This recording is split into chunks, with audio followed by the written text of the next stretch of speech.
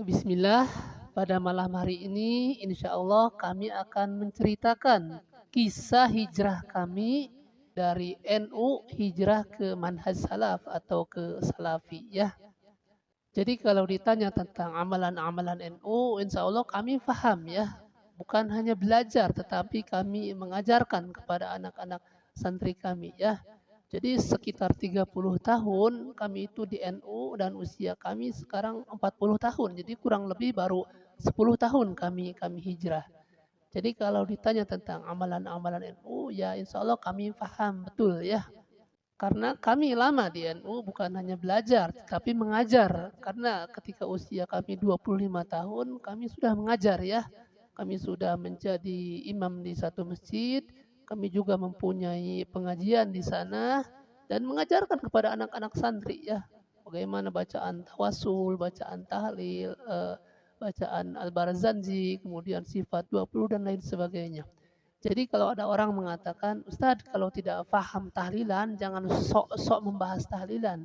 Antum keliru ya. Karena kami dari kecil belajar tahlilan. Bukan hanya belajar, mengajarkan juga bacaan-bacaan tahlilan. Ini bacaan tahlilan kematian, ini bacaan tawasul malam Jumat dan lain sebagainya. Insya Allah nanti kita akan ceritakan rinciannya. Agar nanti tidak ada tuduhan lagi. Jangan ada tuduhan mengatakan, Ustadz jangan ngaku-ngaku NU ya. Jadi ketika kami membahas tahlilan mereka menuduh juga kalau tidak tahu tahlilan jangan sok-sok membahas tahlilan. Sekarang kami ceritakan bahwa kami mantan pemain tahlilan dulu ya. Nah jadi kalau ditanya tentang amalan-amalan NU, jangankan amalan-amalan yang biasa ya, amalan yang aneh pun yang mungkin antum sekarang tidak pelajari. Kami dulu pelajari, dulu ketika kami belum hijrah, itu ada satu doa namanya doa nur buat ya. Itu membaca faidah-faidahnya itu luar biasa. Kalau dibaca pada malam Ahad akan menjadikan orang cinta. Kalau dibaca pada malam Jumat akan mendatangkan raja jin. Kalau dibacakan malam Kamis pada kunir atau kuning itu akan berubah menjadi emas. Kami praktekkan. Kami bacakan malam Jumat, kami bacakan malam Ahad, kami bacakan malam Kamis. Tapi semuanya gagal ternyata ya. Ketika kami bacakan malam Jumat yang disebutkan faidahnya akan mendatangkan raja jin, itu tidak ada raja jin yang datang. Justru kawan-kawan kami yang datang ngajak ngobor burung ya. Ketika kami juga bacakan pada malam Minggu yang di sana disebutkan faedahnya orang-orang akan menjadi cinta sama kita. Setelah kami baca ya tidak ada, biasa-biasa saja. Kemudian ketika kami bacakan doa tersebut pada malam Kamis, pada kunir yang katanya berubah menjadi emas, itu kami praktekkan itu dulu. Dan ketika ditanam ya sama saja tidak ada perubahan. Ya mungkin kalau doa itu benar, mungkin orang-orang banyak yang kaya sekarang. Dan lucunya dulu kami percaya saja. Sehingga doa nur buat yang begitu panjang itu kami dulu hafal ya. Dulu kami hafal, Allahumma di sultanil azim, wadil manil qadim, wadil wajil karim, walil kalimati tamati, wa da'amatil mustajabati, wa aqilil hasani wal husaini, min anfusil haqi wa ainul qudrati wa nazirina, wa ainil insi wal jini wa syayatin, dan seterusnya. Itu panjang sekali. Dulu kami hafalkan.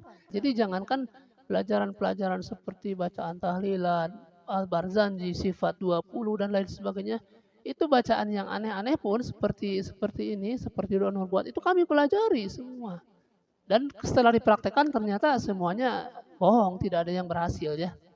Atau mungkin kami harus puasa dulu ya. Kami tidak sampai, kalau sampai puasa kami tidak. Nah itu mungkin salah satu contoh saja. Jadi jangankan amalan-amalan yang biasa, amalan-amalan yang aneh pun kami pelajari. Apalagi amalan-amalan yang seperti bacaan tahlilan, itu kami hafal semua dulu. Bahkan ada sampai 4 jenis, 5 jenis. Bukan hanya belajar, kami ajarkan kepada anak-anak santri kami ya. Karena ketika usia kami 25 tahun, kami sudah punya santri, sudah jadi imam di satu masjid dan sudah punya pengajian. Makanya kami ajarkan tuh bacaan-bacaan tahlilan dari mulai bacaan ila hadratin Nabi Mustafa sallallahu alaihi wasallam wa ala alihi wa azwajihi wa auladi wa dzurriyyatihi syai'un lillahi lahumul Fatihah. Itu kami hafal semua. Kemudian summa ila arwahi Abi Bakri wa Umar wa Utsman wa Ali. Kemudian summa ila arwahi abaina wa ummahatina wa ajdadina wa jadatina syai'un lillahi lahumul Fatihah. Itu kami ajarkan kepada anak-anak. Jadi kalau ada orang mengatakan, Ustaz kalau tidak tahu tahlilan jangan sok-sok membahas tahlilan. Antum keliru ya. Kami dulu mantan bukan hanya belajar tapi mengajarkan. Ini bacaan kalau tahlilan kematian ini yang panjang, Al-Fatihahnya sampai 10 kali. Kalau malam Jumat ini cuma berapa kali aja, 4 kali. Itu bacaannya beda-beda. Termasuk sifat-sifat 20 itu kami sudah pelajari. Jadi kalau ada orang sekarang membantah dengan sifat 20, antum telat karena kami sudah belajar dulu dari mulai wujud kidam maqam mukhalafatul lil hawadisi qiyamu bi nafsihi wa daniyat qudrat iradat. Bahkan bukan hanya bacaannya saja, lagunya kami ajarkan dengan beberapa lagu tuh. Dan tentang sifat 20 itu dari mulai wujud kidam maqam mukhalafatul lil hawadisi itu bukan hanya bacaan-bacaannya. Kami bisa menerangkan secara rinci ya. Tapi setelah kami belajar, semakin terus belajar, sekarang kami sudah tinggalkan sifat 20 tersebut ya. Bahkan termasuk kitab-kitab NU pun, misalnya Fathul Mu'in tentang bab sholat itu kami sudah hafal di luar kepala, bukan hanya membaca. Kami hafal dulu dari mulai bab sifat sholat itu disebutkan faslun fi sifati sholati arkanu sholati ayat furudhuha arba'ata asyara bija'li tumanina fi mahaliha ruknan wahidan ahaduha niyatun wahya al-qasdu bil qalbi li khabarin inamal a'malu bin niyati fayajibu fiha ay niyati qasdu fi'liha ay sholati li tatamayyazan an baqiyatil afal. Itu kami hafal semuanya ya. Jadi kalau di NU ada orang takbirnya panjang itu jangan aneh karena di NU itu kalau mengucapkan takbir itu harus menghadirkan 3 ya. Jadi ketika mengucapkan Allah itu lama sampai 9 hitungan ya. Karena ketika mengucapkan Allah itu pada lafaz la itu harus menghadirkan 3. Yang pertama harus menghadirkan qasdu fi'liha ayat sholati. Jadi harus bermaksud untuk melaksanakan sholat. Kemudian al-fardiyah itu fardunya harus disebutkan. Kemudian wa ta'yinuha ayat sholati. Kemudian ta'yinnya harus disebutkan.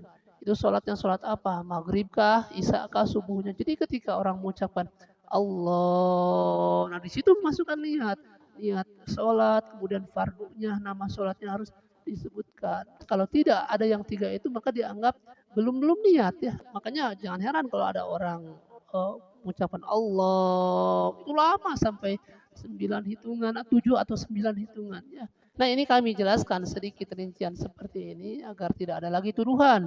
Ustaz jangan ngaku mantan NU. Nah sekarang kalau kami sudah ceritakan seperti ini bahwa kami bukan hanya belajar kitab-kitab NU, kami menghafalnya. Nah itu mungkin sedikit mukadimah ya sebelum kami menjelaskan tentang kisah hijrah kami meninggalkan NU ya. Nah ketika dulu masih di NU sebenarnya banyak sekali ganjalan-ganjalan yang menurut kami ini kok begini, ini kok begini. Jadi banyak sekali dulu juga kami banyak kok begini. Tetapi kita tahu sendiri kebanyakan orang-orang itu kalau di NU itu taklid kepada kiainya, kepada ustadznya atau kepada salah satu kitab yang dipelajarinya sehingga kalau ada ilmu-ilmu dari luar itu seolah-olah tertutup dan kami pun dulu mengalami hal-hal seperti itu. Jadi dulu itu kami punya beberapa kitab saja dan itu menjadi rujukan utama, tidak seperti sekarang kita banyak buku-buku di sini, banyak kitab-kitab di sini ya. Dulu itu seperti itu. Seolah-olah ketika kita masih di NU itu ilmu itu dikekang kalau bahasa kampung seperti kurung batok. Jadi sudah begitu, tidak bisa mempelajari ilmu-ilmu dari tidak. Nah di antara taklid dan berontaknya hati itu berperang. Kok ini begini. Kadang kami juga membaca dari kitab-kitab NU seperti Fathul Mu'in tentang masalah tahlilan. Kok ini kayak bertolak belakang dengan praktek yang kita lakukan. Kita praktek seperti ini tetapi di kitab seperti ini. Bahkan dulu juga di dalam kitab Duratun Nasihin yang isinya 73 judul pengajian kalau tidak salah itu banyak sebenarnya hadis-hadis dhaif dan palsu dan di sana disebutkan tentang kepalsuannya. Itu banyak kami menemukan tentang keutamaan bulan Rajab misalnya. Tetapi di akhir-akhir pembahasan kitab tersebut itu disebutkan bahwa semua keutamaan puasa Rajab semuanya hadisnya maudhu atau palsu yang dikarang oleh Ibnu Jahmin. Itu di akhir pembahasan disebutkan. Tetapi anehnya meskipun di akhir pembahasan tersebut disebutkan ini hadis-hadisnya palsu, tapi banyak sekali kawan-kawan kami ketika berceramah itu membacakan hadis-hadisnya.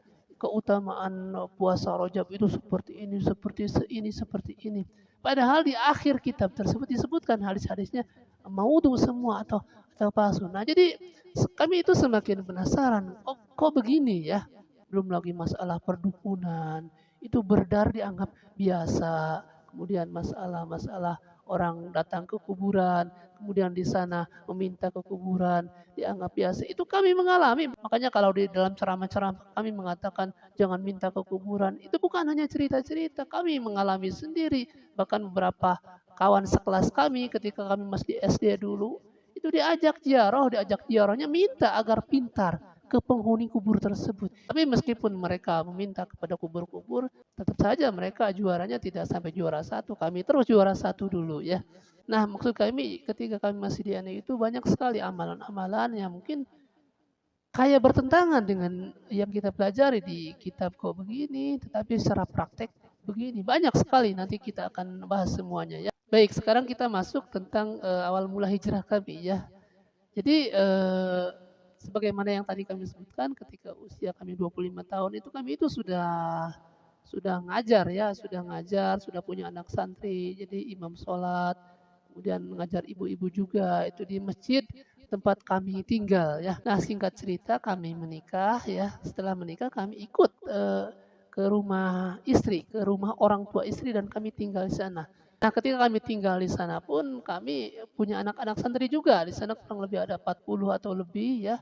Kami ngajar juga di sana dan mengajar juga pengajian ibu-ibu hari Jumat, pengajian bapak-bapak malam Sabtu ya, kami rutin di sana. Dan kalau di kampung istri itu banyak sekali hajatan, jadi yang namanya ceramah itu sering sekali. Nah, di sana itu kami sering nonton TV ya. Dan ada satu gelombang namanya Radio Roja ya, Radio Roja. Waktu itu kalau tidak salah belum ada TV-nya, belum. Itu kami sering mendengar kajian Ustadz Yazid bin Abdul Qadir Zawas rahimahullah taala, Ustadz Abdul Hakim, Ustadz Abu Yahya Badrussalam, Hafidahullah taala, Ustadz Firanda Dirja dan lain sebagainya ya. Cuman isi kajiannya setelah kami dengarkan itu kok banyak membid'ahkan tahlilan, kemudian mengharamkan musik, mewajibkan jenggot, dan sunnah-sunnah Nabi itu ditekankan sekali dan komplit dengan hadis-hadis yang disebutkan. Nah, sementara yang mereka bid'ahkan itu yang dilakukan oleh kami. Jadi kami setiap malam Jumat tahlilan, ada yang meninggal tahlilan itu kan membuat kita penasaran. Akhirnya kami tahzir tuh Radio Roja. Jadi kami juga sempat tuh mentahzir Radio Roja, bahkan kami juga membantah buku-bukunya Syekh Muhammad Shalih Al Utsaimin rahimahullah taala. Itu kan ada beberapa buku dari Arab Saudi yang kami baca. Kok ini mengharamkan ini, mengharamkan ini. Kami jelaskan kepada jemaah-jemaah kami, hati-hati jangan mendengarkan roja, karena roja itu begini. Nah, itu kita sok-sokan pintar saja waktu itu, padahal waktu itu mungkin kita yang bodoh ya. Nah, di sisi lain kita menjelaskan tentang bahayanya roja waktu itu. Di sisi lain juga kita semakin penasaran. Semakin terus kita dengarkan, kok semakin ke sini, semakin ini kajian bagus sekali. Qurannya dibacakan, hadisnya dibacakan, pendapat ulamanya dibacakan. Selalu seperti itu. Ketika membahas satu hukum selalu qala Allah, qala Rasul. Dalilnya disebutkan, Qurannya, ini hadisnya, dan ini pendapat ulama disebutkan. Nah, mulai dari situ kami belum hijrah waktu itu, tetapi berusaha mempelajari tentang hukum-hukum yang dibid'ahkan oleh orang-orang roja tersebut. Akhirnya kami pelajari bagaimana hukum seperti itu. Nah, kemudian singkat cerita kami pindah dari tempat tersebut ke tempat yang sekarang ya. Di sini juga kami itu mengajar anak-anak santri. Nah, kemudian di sini kita mulai memperdalam tentang apa yang disampaikan oleh Ustadz Roja. Dan saya berusaha adil waktu itu. Ini Ustadz Roja mengatakan amalan ini bid'ah. Tapi kita selalu melakukan amalan-amalan ini. Tapi kita ingin adil. Kan manusia itu kalau bertanya dengan fitrahnya, itu akan berusaha mencari kebenaran ya. Makanya kami ingatkan buat kawan-kawan, kalau ingin mencari kebenaran itu jangan taklid dulu. Jadi buka pikiran kita. Yang pertama, waktu itu kita pelajari adalah hukum musik waktu itu. Karena dulu ketika kami masih remaja itu kami suka dengan musik, bahkan bukan hanya suka, kami mempunyai grup musik dan kami melatih musik. Sehingga ketika ada orang yang mengharamkan musik, itu kita kan kaget. Dan dulu ketika ada orang mengharamkan musik, kami tidak marah, justru penasaran ya. Mungkin bedanya kami dengan antum ini ya. Kalau antum sekarang ketika suka dengan musik ada orang yang mengharamkan, ngamuk-ngamuk ya. Dulu kami tidak seperti itu, kami penasaran. Nah, jadi orang sebenarnya kalau mau belajar, dia itu akan mudah menerima kebenaran. Ya, kami pun seperti itu. Ketika ada orang mengharamkan musik, kita cari tahu hukum musik. Akhirnya, oh ternyata di dalam hadis Imam Abu Bukhari disebutkan, la yakunana min ummati aqwamun yastahiluna hira wal harira wal khamra wal ma'azib. Kata Rasul, akan datang dari umatku kaum-kaum yang akan menghalalkan zina, yang akan menghalalkan sutra bagi laki-laki, yang akan menghalalkan khamr, dan akan menghalalkan alat-alat musik. Itu hadis Nabi. Akhirnya, oh ini hadis Nabi mengatakan bahwa akan ada dari umatku yang akan menghalalkan musik. Berarti hukum asalnya haram. Jadi kami merenung. Kemudian ketika kita buka tentang pendapat-pendapat ulama tentang musik, ternyata ulama pun mengharamkan seperti Imam Nawawi, Imam Al-Ghazali, kemudian Ibnu Hajar Al-Haytami, Imam Asy-Syafi'i dan lain sebagainya. Puluhan ketika kita pelajari ternyata mereka juga mengharamkan musik. Akhirnya kita semakin mantap untuk meninggalkan musik ya, karena ternyata ulama pun seperti Imam Nawawi menyebutkan al-ma'azif wal autaru yahrum isti'maluhu wa istima'uhu. Alat-alat musik dan alat-alat yang bersenar itu haram mendengarkannya dan haram pula memainkannya.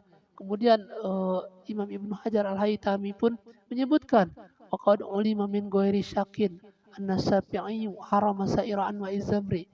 Telah diketahui tanpa keraguan bahwa Al-Imam Asy-Syafi'i mengharamkan seluruh jenis alat-alat musik dan banyak lagi penjelasan-penjelasan ulama yang kita baca tentang haramnya musik. Nah, akhirnya setelah kita mengetahui hukum-hukum musik, akhirnya kita total meninggalkan musik. Nah, mulai dari situ, ketika ada orang mengundang kami untuk datang ke suatu acara, ternyata di tempat tersebut ada acara-acara musiknya, kami sudah tidak menghadiri lagi acara-acara tersebut ya. Jadi kan kalau di kampung itu ada undangan pernikahan itu suka ngundang ke kita untuk datang ke tempat tersebut.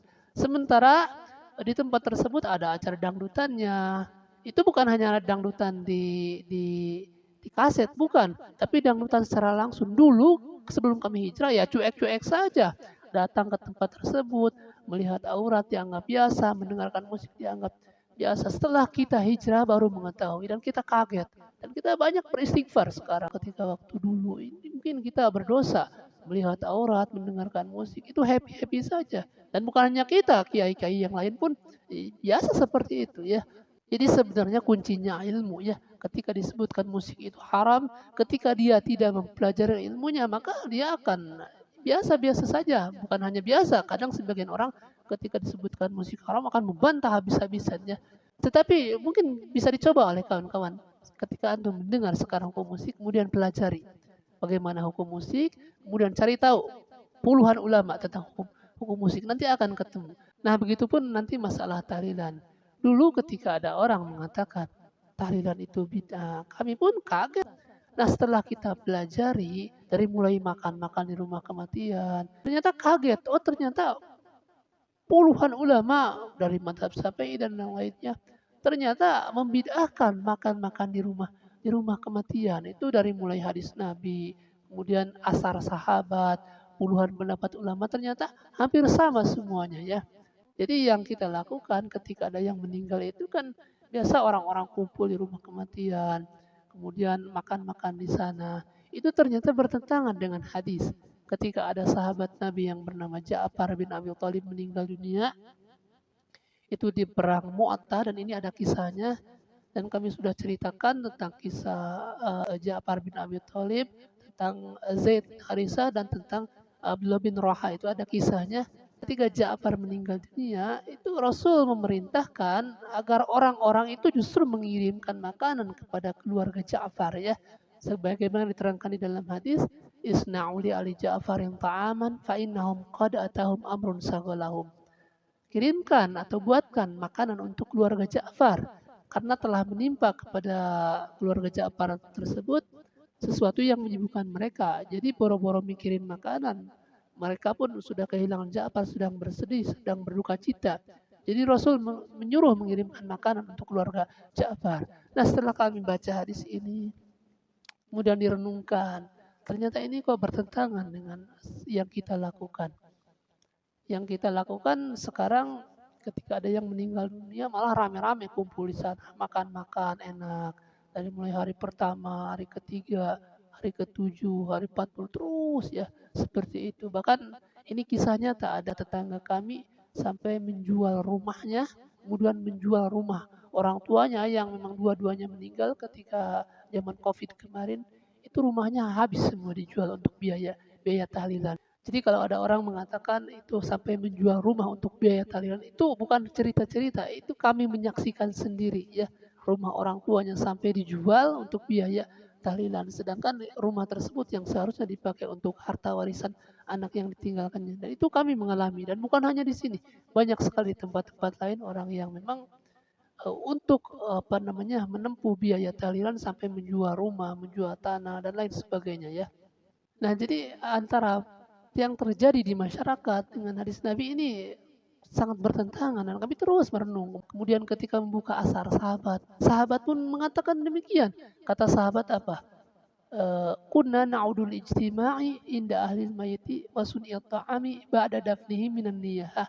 Kami, kata para sahabat, menganggap atau memandang bahwa kumpul-kumpul di keluarga mayit, makan-makan di sana setelah dikuburkannya mayit, itu sama dengan meratapi mayit ya.